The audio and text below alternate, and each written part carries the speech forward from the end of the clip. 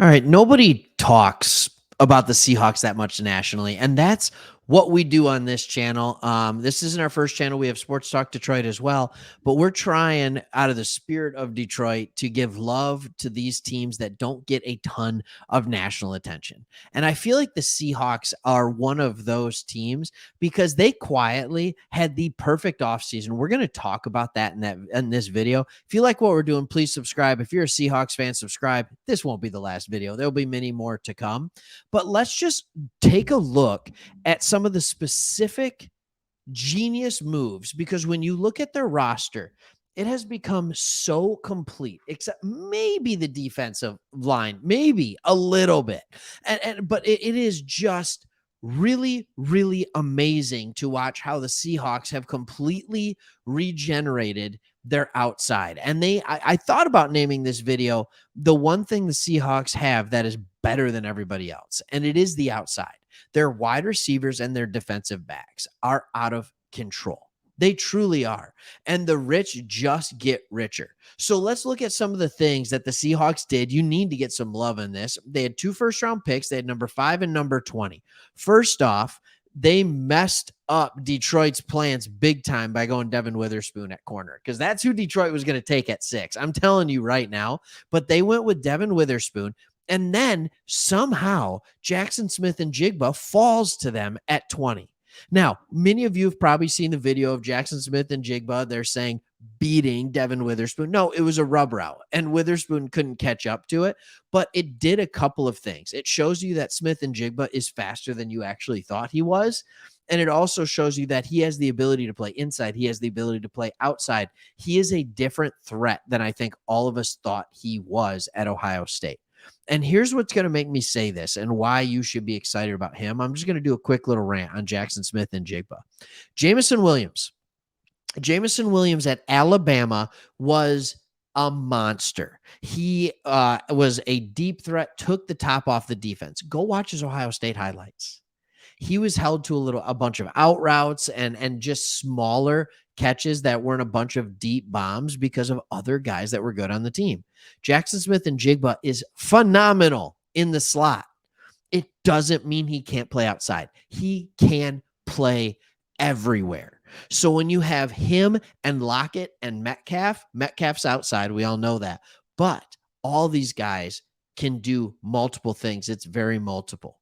All right. On the defensive side of the ball, they go and get Witherspoon to go next to Woolen, who was unbelievable. I think there's a little bit of question, like enough bang for the buck, but they have great players behind them in the secondary. I don't know if Adams is going to be ready for training camp. We're going to find out about that.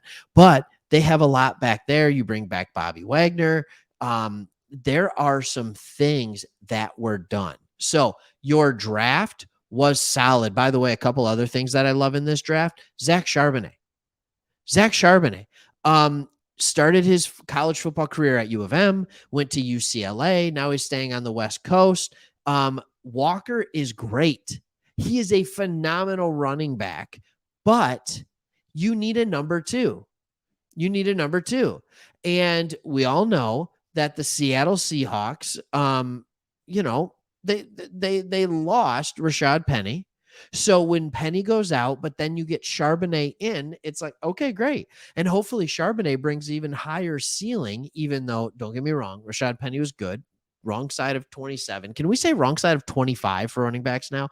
It is unbelievable how quickly running backs age out in the NFL. It is just nuts. So you have Charbonnet. I thought that was a great pickup. Defensive end, Mike Morris. This is an interesting one. This is like a Pete Carroll special. Mike Morris doesn't do anything spectacularly. He just produces. And he produced for U of M last year at a very, very high rate. But when you look at what they did in their draft, it was very, very clear. Illinois, Ohio State, Auburn, UCLA, LSU, Mississippi State, Michigan, Georgia. The one outlier is New Mexico. That was Jarek Reed in the 6th round. They are drafting from proven programs with proven coaches that develop NFL talent. It just makes sense. So we have that. That was good. But how about the free agent signings? Getting back Geno Smith on a good deal, like for both. It's a good deal for the Seahawks. It's a good deal for Geno Smith. Everybody should be happy about this. They bring in Devin Bush. Yeah, he tore an ACL a couple of years ago. He was phenomenal as a rookie. So maybe he's a guy who can bring in, give you a little punch in the linebacker position, some speed. Bobby Wagner, 33 years old, still playing at a high quality, high level. Welcome back. Just welcome back. It's so nice to have you. All right. They lose Puna Ford, but they bring in Draymond Jones. Like, that'll work. They bring in Jerron Reed. Like, that'll work. They lose Cody Barton, all right, at linebacker. But again, they bring in Wagner. They bring in Bush. They lose Penny. They bring in Charbonnet. Like, this team is a good team. And you saw them make the playoffs. They weren't quite ready. They're ready now. They're ready. They have a team that can play with anyone. And I'm not kidding. I know that it's a unique, the West is a very unique, because you never know what the Rams are going to be. This year, we kind of know. Not good. All right. The Niners are the Niners, but they're having quarterback issues. The Cardinals are terrible. If you're a Seattle Seahawks fan, your expectation is you will make the playoffs and you should compete for the division with the 49ers. Why not? You should absolutely compete with them. We don't know if Purdy's going to be able to throw a football. We still don't know what Trey Lance is. So, like, if I'm the Seahawks, I'm sitting here, we know that's a rivalry. That's fun to watch. Like, that's going to be fun to watch. That's much watched TV this year. And if Geno Smith keeps playing the way he did, and guess what we're starting to find out? Maybe Russell Wilson wasn't the greatest thing in the world, and maybe it was just Pete Carroll is a good coach and runs a very quarterback-friendly offensive system. And now is it not only a quarterback offensive friendly system, but he has arguably one of the best wide receiver rooms in the league and one of the better running back rooms. Thank you. Take it. Take it. Give that line another year of getting better. Let Cross get another year older. Like,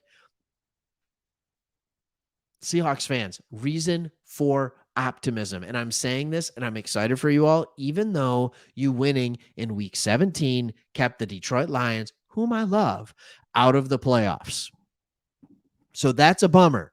But we both have reason for optimism. But when I look at this roster, I can't help but just be like, this is an 11 or 12 win team. I can't help but say it. The only way it's not a playoff team is if Geno Smith completely goes back to what he was before last year. And that's not happening. It's not happening. All right. Hey, hit the subscribe button to this channel.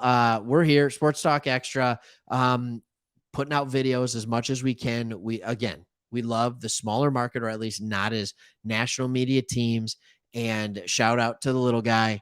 And we just love NFL football. So we're going to keep making this support and join in while it's young and hot. You can get in on the ground floor, y'all. All right. Sounds good. We'll see you on the next one.